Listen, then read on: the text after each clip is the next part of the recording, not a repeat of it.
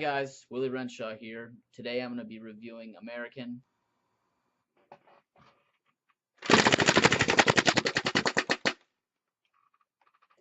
Assassin. American Assassin is directed by Michael Cuesta, and it's about a young man who suffers a terrible tragedy, and it's about his quest for revenge by infiltrating various terrorist cells throughout the globe and taking them out one by one.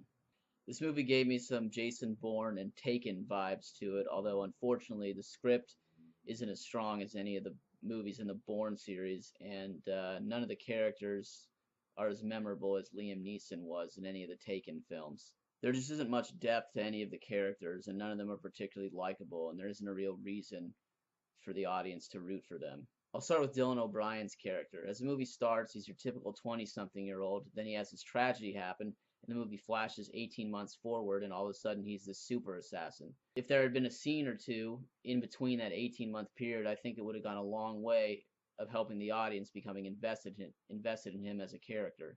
I also think they missed another opportunity in regards to Taylor Kitsch's character. Now, they do explain what his motivation is, although they don't go into a whole lot of detail, and the motivation they give you is kind of surface level. If they would have gone into a little bit more depth, I think it would have made the movie a lot more intriguing. Michael Keaton's character is probably the most developed character of the film, and his character is developed very well, although he's not the protagonist, so it doesn't do much for the movie as a whole. I think the biggest problem with this movie is that the writing just isn't quite up to par. From the get-go, I was a little thrown off because the way they went about getting you emotionally invested in the movie seemed a little bit over the top and a little bit unrealistic. And then there would be other times when I'd be watching two characters have a conversation, the dialogue just felt flat, and it seemed like they were just reading off a script. There are also a few small humorous moments in the movie that stuck out to me, and I don't think these were things that were supposed to stick out.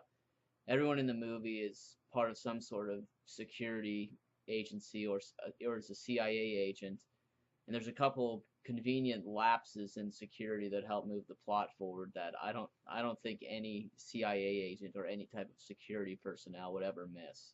Despite its problems, American Assassin is by no means a terrible movie. I never found myself bored at any point while I was watching this, and none of the problems it has are to the point that they absolutely ruin the movie.